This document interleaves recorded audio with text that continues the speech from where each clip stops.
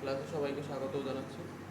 আজকে আমাদের আলোচ্য বিষয় হচ্ছে চতুর্থ অধ্যায় সমাজবিজ্ঞানীর নিয়ন্ত্রণের ধারণা, অর্থাৎ এজেন্সিস অফ সোশ্যাল কন্ট্রোল। অর্থাৎ সমাজ কিভাবে নিয়ন্ত্রিত হয়, অর্থাৎ একটি সমাজ যদি চলতে হয় তো তার নিয়ন্ত্রণ ব্যবস্থা প্রয়োজন আছে। যদি অনিয়ন্ত্রিত ব্যবস্থায় সমাজ পরিচালিত হয় তখন দেখা যাচ্ছে যে সমাজ বেপরোয়া গতিতে যদি সামনের দিকে এগোতে থাকে তাহলে সেই সমাজের ধ্বংস অনিবার্য।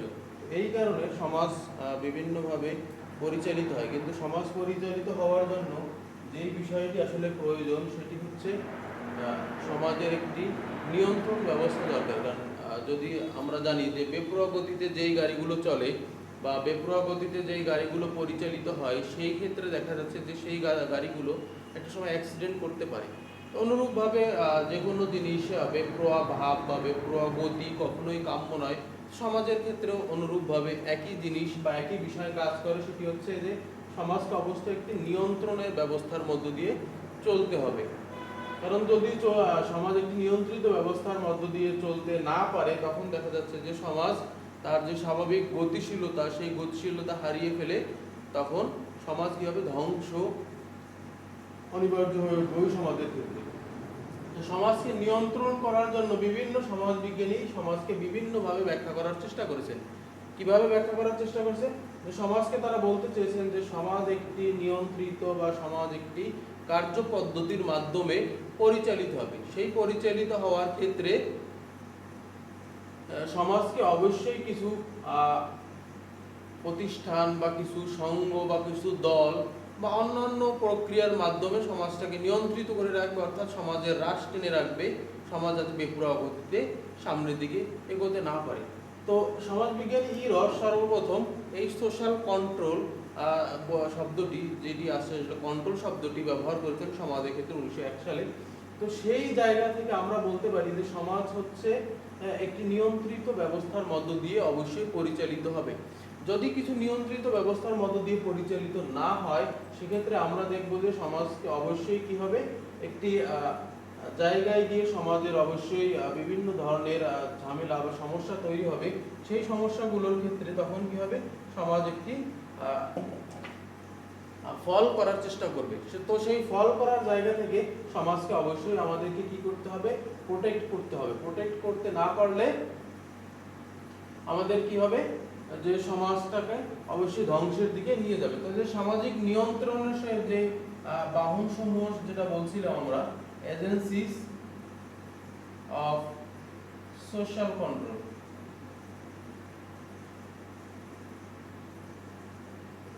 এজেন্সিস অফ সোশ্যাল কন্ট্রোল যে জায়গা থেকে আমরা বলছিলাম যে সমাজ দুইটি ভাবে নিয়ন্ত্রিত হয়ে থাকে। তো এর আগে যেটা আমরা বলতেছিলাম যে সমাজটা আসলে কিভাবে নিয়ন্ত্রিত হয়, যে সমাজ বিভিন্ন সমাজবিজ্ঞানী বিভিন্নভাবে ব্যাখ্যা করার চেষ্টা করছেন। তো মূল কথা হচ্ছে এটা যে সমাজ একটি তার যে সামাজিক শৃঙ্খলা বা তার যে সামাজিক দায়বদ্ধতা সেই সব জায়গাগুলো ফিল আপ করে সমাজ একটি নির্দিষ্ট পন্থায় বা নির্দিষ্ট দিকে বা নির্দিষ্ট একটি ধাপের দিকে এগিয়ে যাবে, এটি আসলে সমাজের কাম্য। এবং এই সমাজ কাম্য ব্যবস্থায় অবশ্যই সবাইকে মনে রাখতে হবে যে সমাজের যেই প্রতিষ্ঠানগুলো আছে, সমাজের যেই অর্গানাইজেশনগুলো আছে, সেই অর্গানাইজেশনগুলো বা প্রতিষ্ঠানগুলো অবশ্যই সমাজকে একটি নির্দিষ্ট দিকে পরিচালিত করবে, যার দ্বারা সমাজ উপকৃত হবে এবং সমাজের ভারসাম্য বজায় থাকবে। এটি হচ্ছে আসলে সোশ্যাল কন্ট্রোল। অর্থাৎ কন্ট্রোলটা এরকম হবে না যে অতি নিয়ন্ত্রিত হতে হবে, এরকমটা না। যদি অতি নিয়ন্ত্রিত হয় সেক্ষেত্রেও যেরকম সমাজটা ফল করবে, অর্থাৎ সমাজটা ধ্বংস হয়ে যাওয়ার মুখে পতিত হবে, অনুরূপভাবে যদি বেপরোয়া বা লাগামহীনভাবে যদি ছেড়ে দেওয়া হয় তাহলে সেই বেপরোয়া বা লাগামহীনভাবে সমাজটা চলতে থাকার ফলে একটা সময় দেখা যাচ্ছে যে এই সমাজটা অবশ্যই কি হবে, ফল করবে। যেমন আমরা বিভিন্ন সমাজ দেখি, এশিয়ান দেখি, ইউরোপিয়ান দেখি, আফ্রিকান দেখি। আফ্রিকান সমাজের সাথে যদি এশিয়া বা ইউরোপ বা আমেরিকার সমাজের একটু মিল বা পার্থক্য অথবা অমিল করার চেষ্টা করি, সেই জায়গা থেকে আমরা দেখতে পাবো যে আফ্রিকার সমাজগুলো আসলে কি হচ্ছে, অনেক পিছিয়ে আছে, যার ফলে তারা বর্তমান সভ্যতা সংস্কৃতির সাথে আসলে খাপ খাওয়াতে পারতেছে না। তো খাপ খাতে না পারার পরে তারা কি হচ্ছে একটি নির্দিষ্ট এরিয়া বা একটি নির্দিষ্ট সার্কেলে তাদেরকে কি বন্দি করে রাখতে হচ্ছে। যেমন নির্দিষ্ট কোনো একটি বনের ভিতরে বা নির্দিষ্ট কোনো একটি পাহাড়ি এলাকায় অথবা নির্দিষ্ট কোনো একটি এরিয়ায়। যেরকম এর আগে আমরা একটি ঘটনা বা বিভিন্ন ধরনের আমরা ইউটিউব বা ইন্টারনেট কল্যাণে বিভিন্ন ধরনের ইনসিডেন্ট দেখে থাকি। তো সেখানে একটা ইনসিডেন্ট এরকম ছিল যে একটি নিম গাছ, সেই নিম গাছের নিচে আসলে তারা সবাই মনে করে সেখানে মোবাইলের নেটওয়ার্ক পাওয়া যায় বা কথা বলা যায়। তো সেই নিম গাছটাকে তারা টাওয়ার স্বরূপ বা ওই ধরনের বিভিন্ন যে আছে বা নেটওয়ার্কের যে আদান প্রদানের মাধ্যম সেইটাকে তারা ভেবে নিয়েছিল। অর্থাৎ তারা মনে করছিল যে এই নিম গাছটা হয়তো তাদের টাওয়ার স্বরূপ হিসেবে কাজ করতেছে এবং যার যখন প্রয়োজন হয় সেখানে অনেক মানুষ ভিড় করে, যার যখন প্রয়োজন হয় কথা বলার চেষ্টা করে বা কেউ নিম গাছের উপরে উঠে যায় কথা বলার চেষ্টা করে। তো সেটিকে তারা আসলে টাওয়ার স্বরূপ নিয়েছিল। যেরকম আমরা বর্তমান সময়ে দেখি ওয়াইফাই বা অন্যান্য জিনিসের ক্ষেত্রে যেটা হয় যে একটি নির্দিষ্ট রেঞ্জের ভিতরে ওই নেটওয়ার্কটি খুব ভালো পাওয়া যায়। তো সেজন্য আমরা দেখি বিভিন্ন জায়গায় অনেক সময় হয় বিভিন্ন গাছতলায় অথবা সিঁড়ির কর্নারে অথবা বিভিন্ন জায়গায় অনেক একত্রিত হয়ে কি বলে এটাকে ওয়াইফাই এর যে রেঞ্জ বা ওয়াইফাই এর যে এরিয়া সেটি আসলে পাওয়ার চেষ্টা করে। তো সেই রেঞ্জের ভিতর থেকে এবং তার নেটওয়ার্কটি স্মুথলি চলে। অনুরূপভাবে নিম গাছের ঘটনাটি ওইরকম। তো যেই কথা বলার উদ্দেশ্য অর্থাৎ তাদের অতি নিয়ন্ত্রিত সমাজ ব্যবস্থায় তারা কিন্তু আসলে আধুনিক সভ্যতার সাথে খাপ খাওয়াতে পারতেছে না, কারণ তারা নিম গাছটাকে মনে করতেছে টাওয়ার। তো অনুরূপভাবে ওইভাবে যে সমাজগুলো ছিল তারা আসলে বিভিন্নভাবে বর্বর যেই যুগ সেই যুগ থেকে আসলে বের হতে না পেরে ওই জঙ্গলের যেই পরিবেশ অথবা যেই গুহার যে পরিবেশ বা পাহাড়ি এলাকার যেই পরিবেশ সেই পরিবেশের সাথে খাপ খাওয়াচ্ছে।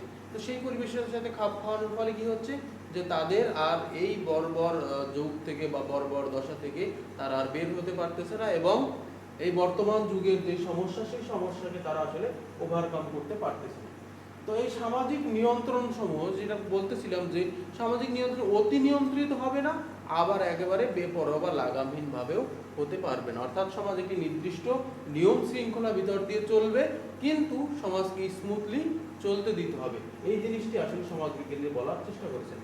তো সমাজ নিয়ন্ত্রণ এজেন্সি অফ সোশ্যাল কন্ট্রোলের ভিতর তারা বলছেন যে ফর্মাল এজেন্সি হবে একটা, অর্থাৎ একটা প্রাতিষ্ঠানিক হবে, আর একটা হবে ইনফর্মাল এজেন্সি অর্থাৎ অপ্রাতিষ্ঠানিক। মানে একটা হচ্ছে যে প্রাতিষ্ঠানিক আইন নিয়ম কানুন এটার মাধ্যমে পরিচালিত হবে, অর্থাৎ কোনো বিশৃঙ্খলভাবে বা বেপরোয়াভাবে এটি চলবে না। সমাজে একটি নির্দিষ্ট আইন নিয়ম শৃঙ্খলা এগুলোর মাধ্যমে চলতে হবে। আর ইনফর্মাল এজেন্সিস গুলো হচ্ছে যে হ্যাঁ এইগুলো আসলে ব্যক্তির ক্ষেত্রে আইন নয় বা এইগুলো ব্যক্তির ক্ষেত্রে বাধার সৃষ্টি করবে না ডিরেক্টলি এসে, কিন্তু ব্যক্তির মনের ক্ষেত্রে ব্যক্তির চাল চলন আচার আচরণের ক্ষেত্রে একটি প্রভাব বিস্তার করবে এবং সেটি হবে যে তাকে বাধ্য করবে না, ডিরেক্টলি বাধ্য করবে না, কিন্তু ইনডিরেক্টলি তাকে বাধ্য করবে। তো যেই কথা বলতেছিলাম যে ফর্মাল এজেন্সিস আর হচ্ছে ইনফর্মাল এজেন্সিস। ফর্মাল এজেন্সিসের ক্ষেত্রে আমরা দেখি যে রাষ্ট্র আইন রয়েছে। রাষ্ট্র আইন কি করে? রাষ্ট্র হচ্ছে একটি দেশের সবচেয়ে গুরুত্বপূর্ণ এজেন্সিস, অর্থাৎ রাষ্ট্র বিভিন্ন ধরনের আইন প্রণয়ন করে। কিভাবে আইন প্রণয়ন করে?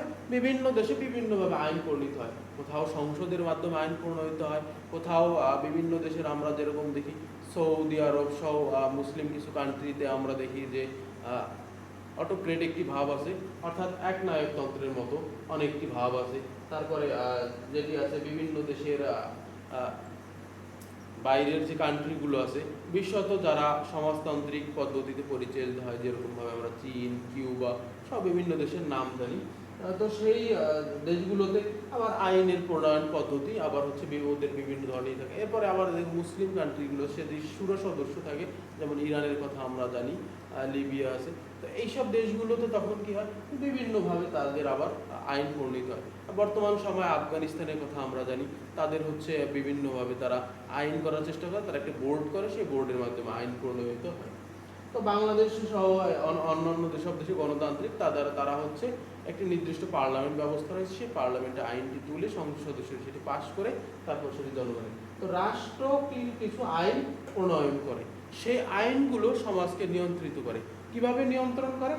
যেমন আমরা ধরলাম যে রাষ্ট্র আইন প্রণয়ন করলো যে বিনা টিকিটে যদি কেউ ট্রেনে বা সরকারি যে যানবাহনগুলো আছে সেগুলোতে যদি তারা ভ্রমণ করে তাহলে একটি নির্দিষ্ট অর্থদণ্ড দিতে হয়। সাথে সাথে যদি এর অনেক সময় সেটি সশ্রম কারাদণ্ড না হয় বিনাশ্রম কারাদণ্ড হতে পারে। তো এভাবে বিভিন্ন আইন রয়েছে, যেমন ট্রেন বা অন্যান্য যানবাহন যদি কেউ বিনা টিকিটে উঠে তাহলে তাকে জরিমানা দিতে হবে আর্থিক, এরকম একটি নিয়ম রয়েছে। তো সেখানে কি হয়, যে কন্ট্রোল সিস্টেমটা সমাজকে স্মুথলি চলতে সাহায্য করে, অর্থাৎ কেউ চাইলেই তখন ট্রেনে আর উঠার সাহস করতে পারবে না। অনুরূপভাবে বিভিন্ন ধরনের বিভিন্ন সময় আইন প্রণয়ন করা হয়। যেমন যদি আমরা বলি নির্বাচনের সময় এরকমটাই করা হয় যে নির্বাচন আগে একটি নির্দিষ্ট সময় দেওয়া হয়, যে নির্বাচন আগে 5 দিন তারা বিভিন্ন ধরনের মিছিল মিটিং করতে পারবে। এটি হচ্ছে আইন, এটি রাষ্ট্র প্রণয়ন করে। কিন্তু নির্বাচনের দিন অথবা নির্বাচনের আগের দিন কোনো ধরনের মিছিল মিটিং সমাবেশ এটি করতে পারবে না। যদি কেউ করে তাহলে তাকে কি করতে হবে, যে আইনের আশ্রয়ের মাধ্যমে তার যে শাস্তি হয় সেটি আসলে বিধান করবে রাষ্ট্র। সেই ব্যাপারটি আসলে রাষ্ট্র আইনের মাধ্যমে পরিচিত। এরপর রয়েছে সরকার, গভর্নমেন্ট। গভর্নমেন্ট আসলে কি? গভর্নমেন্ট হচ্ছে একটি দেশের সবচেয়ে গুরুত্বপূর্ণ অঙ্গ। গভর্নমেন্টই যদি ওই দেশে পরিচালিত করার ক্ষেত্রে যদি ব্যর্থ হয় তাহলে ওই দেশটি ভবিষ্যতে কি হবে, বিভিন্ন ধরনের সমস্যায় পড়বে। যেমন যদি আমরা সরকারের যেই আলোচনার কথাটি বলেছি সেটি হচ্ছে যে সরকার হতে হবে এমন একটি সংস্থা বা এমন একটি অর্গানাইজেশন হতে হবে যেই অর্গানাইজেশনটি আসলে রাষ্ট্রের বৃহৎ ভালোর জন্য কাজ করবে। যেরকম যদি আমরা সরকারের কথা বলি, যে সরকার হচ্ছে এমন একটি প্রতিষ্ঠান যেই প্রতিষ্ঠান আসলে রাষ্ট্রের উপকারের জন্য, অর্থাৎ রাষ্ট্রের সবচেয়ে বৃহত্তর বা সবচেয়ে ভালো কিছু করার জন্য প্রতিশ্রুতিবদ্ধ থাকবে, জনগণের আশা আকাঙ্ক্ষাকে প্রতিফলিত করবে। এটি আসলে গণতান্ত্রিক দেশে আমরা সরকার বলতে বুঝি। কিন্তু স্বৈরতান্ত্রিক বা অন্যান্য যেসব দেশগুলোতে আছে সেটি আসলে সরকারের বিভিন্ন ধরনের রূপ রয়েছে, তো সেটি তোমরা পরবর্তী ক্লাস জানতে পারবে। তো সরকারের যেই বিষয়টি হচ্ছে যে কন্ট্রোলের ক্ষেত্রে, সেটি হচ্ছে যে সরকার বিভিন্ন সময় বিভিন্ন ধরনের বিধিনিষেধ আরোপ করে। এটি হচ্ছে আইনের মাধ্যমে হতে পারে অথবা সরকার তার ব্যক্তিগত বা নিজস্ব প্রয়োজনে অনেক সময় করে থাকে। যেরকম যদি হয় যে রাষ্ট্রের বিরুদ্ধে বা সরকারের বিরুদ্ধে কেউ যদি ষড়যন্ত্র করার চেষ্টা করে, তখন সরকার ওইটাকে নির্মূল করার জন্য বা ওইটাকে কন্ট্রোল করার জন্য বিভিন্ন ধরনের আইন প্রয়োগকারী সংস্থার আশ্রয় নিয়ে থাকে। আইন প্রয়োগকারী সংস্থাগুলো তখন কি হবে, নির্দিষ্ট ব্যক্তিদের খুঁজে বের করে তাদের শাস্তি বিধান করে এবং পরবর্তীতে এই কাজগুলো যাতে কেউ না করতে পারে সেই জন্য রাষ্ট্র কি করে, যে ওই ব্যক্তিকে বা ওই প্রতিষ্ঠানকে সতর্ক করে দেয় বা শাস্তির বিধান করে, যাতে পরবর্তীতে এই ধরনের কাজ করার সাহস না হয়।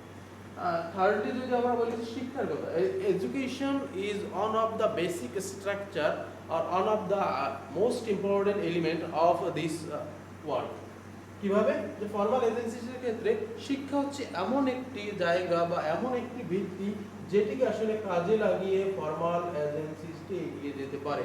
অর্থাৎ শিক্ষাই হচ্ছে এমন একটি বাহন যেটি মানুষকে আসলে সভ্য করে তোলার ক্ষেত্রে বা সমাজকে একটি স্মুথলি চলার ক্ষেত্রে অবশ্যই সবচেয়ে গুরুত্বপূর্ণ ভূমিকা পালন করে। এবং সেক্ষেত্রে শুধু শিক্ষা প্রতিষ্ঠান বা শিক্ষকরাই যে ভূমিকা রাখবে এমনটি নয়, সেক্ষেত্রে হতে পারে পরিবারের অন্যান্য সদস্যবর্গ প্লাস বাইরের বিভিন্ন ধরনের প্রতিষ্ঠান রয়েছে। আজকাল শিক্ষার জন্য শুধু যে আমরা ফর্মাল প্রতিষ্ঠানের কথাই বলি সেটি আসলে নয়, এখন ইনফরমালি অনেকভাবে শেখা যাচ্ছে। কেউ অনলাইনে শিখতেছে, কেউ ইউটিউবে শিখতেছে, অর্থাৎ বিভিন্নভাবে বিভিন্ন জন শিক্ষা লাভ করতেছে। তো শিক্ষার যে বাহনটি বা শিক্ষার যে উদ্দেশ্য, কেউ বই পড়েও শিখতে পারে। তো শিক্ষার যে উদ্দেশ্য সেটি হচ্ছে আসলে সমাজকে সোশ্যালি কন্ট্রোল করতে হবে। যেমন একটি লোক সে যদি শিক্ষিত হয়, সে যদি ভদ্র ও মার্জিত হয়, তার পক্ষে যেই কাজগুলো করা অসম্ভব সেইগুলো একজন অশিক্ষিত বা যেগুলো অমার্জিত বা অভদ্র আচরণগুলো একজন অশিক্ষিত মানুষের পক্ষে যেভাবে করা সম্ভব, একজন শিক্ষিত মানুষের ক্ষেত্রে সেটি আসলে করা অনেক সময় অসম্ভব হয়ে ওঠে। তো থার্ডলি যদি আমরা কথা বলি, যে ফোর্থলি যদি বলি আমরা বল প্রয়োগ, অর্থাৎ বল প্রয়োগ কিভাবে করে। বল প্রয়োগ হচ্ছে একটি প্রতিষ্ঠানের ক্ষেত্রে সবচেয়ে গুরুত্বপূর্ণ জায়গা। যে বল প্রয়োগটি কিভাবে হয়, অনেক সময় আমরা দেখি যে মিছিল মিটিং বা বিভিন্ন ধরনের সমাবেশ করার চেষ্টা করে বিভিন্ন রাজনৈতিক দল। অনেক সময় সেটি রাজনৈতিক দল না হয়ে অরাজনৈতিক দল, বিভিন্ন সাংস্কৃতিক সামাজিক সংগঠন তার করার চেষ্টা করে। এগুলো আমরা প্রায় নিউজে দেখে থাকি। তখন কি হয়, যে রাষ্ট্রের যে আইন প্রয়োগকারী সংস্থাগুলো আছে, আসলে আমরা বাংলাদেশে আইন প্রয়োগকারী সংস্থা বলতে শুধু পুলিশকেই বুঝি। পুলিশ নয়, বিভিন্ন ধরনের প্রতিষ্ঠান রয়েছে, আইন প্রয়োগকারী সংস্থা, ডিজিএফআই আছে, এনএসআই আছে, তারপরে বিভিন্ন ধরনের ব্রাঞ্চ রয়েছে সরকারের আইন প্রয়োগকারী সংস্থা, শুধু পুলিশ নয়। তো সেই যে আইন প্রয়োগকারী সংস্থাগুলো তখন তারা কি করে, জোর করে রাস্তা থেকে আমাদেরকে হটিয়ে দেয়, বা যেই প্রতিষ্ঠানগুলো কাজ করার চেষ্টা করে সেখানে সেগুলোকে অনেক সময় জোর করে রাস্তা থেকে হটিয়ে দেয়, বা ব্যানার অনেক সময় ছিনিয়ে নিয়ে যায়।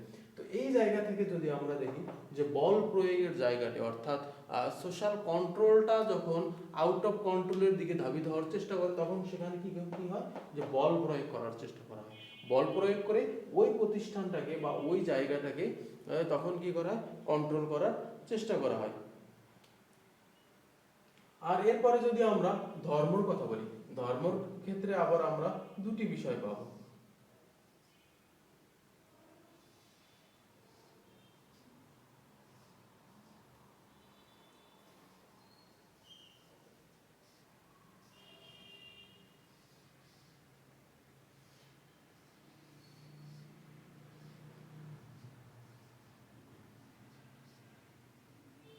ধর্মের ক্ষেত্রে দুইটি দিক পাচ্ছি, একটি হচ্ছে লিগ্যাল অর্থাৎ প্রাতিষ্ঠানিক, একটি হচ্ছে লিগ্যাল প্রাতিষ্ঠানিক, একটা হচ্ছে সোশ্যাল মানে সামাজিক একটি।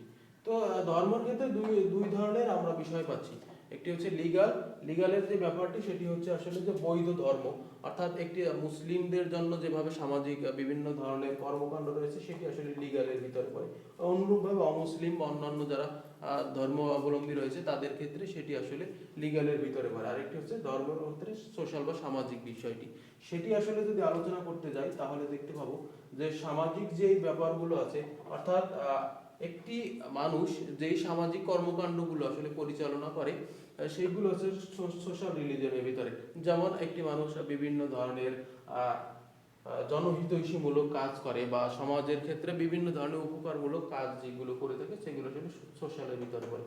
আর লিগ্যালের ভিতরে হচ্ছে একটি মানুষ তার ধর্মকর্ম পালন করবে, অর্থাৎ সে হিন্দু, মুসলিম, বৌদ্ধ, খ্রিস্টান বা অন্য যে কোনো ধর্মাবলম্বী হোক, তার যেই বেসিক যেই রুলসগুলো সেটি আসলে লিগ্যালের ভিতরে পড়ে। অর্থাৎ একটি মানুষ সে যদি মুসলিম হয় তাহলে নামাজ, রোজা, হজ, যাকাত ও অন্যান্য যেসব কর্মকাণ্ডগুলো আছে সেইগুলো আসলে করবে, এবং সেইগুলো কি করবে না, সমাজের ক্ষেত্রে বাধার সৃষ্টি করবে না, অর্থাৎ তার একটি কন্ট্রোল ব্যবস্থা নেই। সে যদি ধনী হয় তাহলে সে হজ পালন করবে, অন্যের ক্ষতি করবে না, এই বিষয়গুলো আছে। অনুরূপভাবে হিন্দু, বৌদ্ধ বা অন্যান্য ধর্মাবলম্বী যাদের আছে তাদের সেই ধর্মীয় কাজগুলো সম্পূর্ণরূপে করবে, সেটি আসলে লিগ্যালের ভিতরে আসে। আর সোশ্যালের ভিতরে আছে বিভিন্ন ধরনের সামাজিক কর্মকাণ্ড, অর্থাৎ জনহিতৈষীমূলক কাজগুলো। এরপরে রয়েছে ফর্মাল এজেন্সির ক্ষেত্রে রয়েছে পরিবার। পরিবারটি কি? পরিবার হচ্ছে এমন একটি প্রতিষ্ঠান যে প্রতিষ্ঠানটি আসলে সমাজের ক্ষেত্রে কন্ট্রোল নিয়ে আসে। যেরকম ভাবে আমরা যদি বলি যে আমরা যখন অনেক কিছু করতে যাই তখন অনেক পরিবার থেকে অনেক ধরনের বাধা আসে, বা পরিবার অনেক সময় একটি ব্যক্তিকে খারাপ দিকে পরিচয় দেয়। যেমন একটি ছেলে বা একটি মেয়ে সে যদি মাদকাসক্তির দিকে এগিয়ে যায় তখন পরিবার তাকে কন্ট্রোল করার চেষ্টা করে, বা একটি ছেলে বা একটি মেয়ে বা পরিবারের অন্যান্য প্রতিষ্ঠান, অন্যান্য যেসব গুরুত্বপূর্ণ লোকজন রয়েছে সেই সব ফ্যামিলি মেম্বার তারা যদি বিভিন্ন ধরনের খারাপ কাজ বা অনৈতিকমূলক কাজের দিকে এগিয়ে যাওয়ার চেষ্টা করে, সেক্ষেত্রে পরিবার একটি গুরুত্বপূর্ণ ভূমিকা পালন করে। তো এভাবেই ফর্মাল এজেন্সিস গুলো কাজ করে। আর ইনফর্মাল এজেন্সিস গুলোর ভিতরে যদি আমরা বলি যে বিভিন্ন রয়েছে, দেখো ফার্স্টে রয়েছে শাস্তীয় পুরস্কার। শাস্তীয় পুরস্কার কি? অনেক সময় আমরা শাস্তির ভয়ে বিভিন্ন ধরনের খারাপ কাজ থেকে, যদি এই যে একটু আগে বলছিলাম যে বিনা টিকিটে যদি কেউ ট্রেনে উঠে তাহলে সেক্ষেত্রে দেখা যাচ্ছে যে তার শাস্তি হবে। তো সেই শাস্তির ভয়ে অনেক সময় অনেকেই সেই কাজগুলো করা থেকে বিরত থাকে। আবার পুরস্কার আসে, বিভিন্ন ধরনের পুরস্কার দেওয়া হয় বিভিন্ন ধরনের ভালো কাজের জন্য। সেই সব ভালো কাজের জন্য অনেকে বিএনসিসি বা অন্যান্য কর্মকাণ্ডে, সামাজিক কর্মকাণ্ডে যুক্ত থাকে। তো এইসব কাজগুলো করার দ্বারা সে কি হবে, পুরস্কৃত হবে সমাজে, বা সমাজে ভালো বলবে সব, এই বিষয়গুলোর জন্য তাকে পুরস্কার দেওয়া হয়। মতাদর্শ, মতাদর্শ বলতে আমরা কি বুঝি, যে বিভিন্ন ধরনের মতাদর্শ রয়েছে। যেমন কেউ যদি হয় মার্কস, কেউ লেনিন, কেউ বা ম্যাকাইভার, কিংবা বর্তমান সময় বিভিন্ন ধরনের, কেউ গান্ধীর মতবাদে বিশ্বাসী, বর্তমান সময় আমাদের জাতির জনক শেখ মুজিবুর রহমান, তার মতাদর্শ অনেকে বিশ্বাস করে। তো এই যে মতাদর্শ, অর্থাৎ শান্তির যে জায়গাটা, কিংবা কেউ নেলসন ম্যান্ডেলাকেও শান্তির জায়গার সে যে মতাদর্শ সেটি যেরকম ভাবে ব্যাখ্যা করে থাকে, অনুরূপভাবে যে বর্তমান সময়ে যারা আছে তারা হচ্ছে যে এই মতাদর্শের ব্যাপারটি আসলে বিবেচনা করে থাকে। এরপর রয়েছে বিভিন্ন ধরনের প্রথা বা পদ্ধতি। বিভিন্ন ধরনের প্রথা পদ্ধতির ভিতরে রয়েছে যদি আমরা তাকাই তাহলে দেখতে পাবো যে প্রথা বা পদ্ধতির ভিতরে যে ব্যাপারগুলো রয়েছে সে তার ভিতরে রয়েছে যে বিভিন্ন ধরনের কর্মকাণ্ড আমরা পরিচালনা করি, যেমন আমাদের রয়েছে বাংলা নববর্ষ রয়েছে, পাশাপাশি রয়েছে বিভিন্ন ধরনের প্রথা, যেরকমটি হয় বিবাহ, জন্ম, মৃত্যু। সেই জায়গা থেকে আমরা দেখি যে বিভিন্ন ধরনের জন্মের ক্ষেত্রে মুসলিম, হিন্দু, বৌদ্ধ, খ্রিস্টান তারা বিভিন্ন ধরনের প্রথা পালন করে থাকে। অনুরূপভাবে যারা অন্যান্য ধর্ম অবলম্বী রয়েছে তারাও বিভিন্ন ধরনের প্রথা পালন করে থাকে। অনুরূপভাবে বিবাহ অনুষ্ঠান, তারপরে মৃত্যুবার্ষিকীর ক্ষেত্রেও বিভিন্ন ধরনের প্রথা পালিত হয়। তো এইগুলো দ্বারা কি হয়, সমাজের ভিতরে একটি নিয়ন্ত্রণ ব্যবস্থা চলে আসে। তারপরে রয়েছে বিবাহ। বিবাহ পদ্ধতির ক্ষেত্রে বিভিন্ন সমাজে বিভিন্ন রকম রয়েছে, যেরকম ভাবে পাহাড়ি সমাজে যেরকম ভাবে বিবাহ পদ্ধতি প্রচলিত রয়েছে বা উপজাতিদের ভিতরে যেভাবে বিবাহ পদ্ধতি প্রচলিত রয়েছে, অনুরূপভাবে বিবাহ পদ্ধতি প্রচলিত রয়েছে মুসলিম বা অন্যান্য সমাজের ক্ষেত্রে।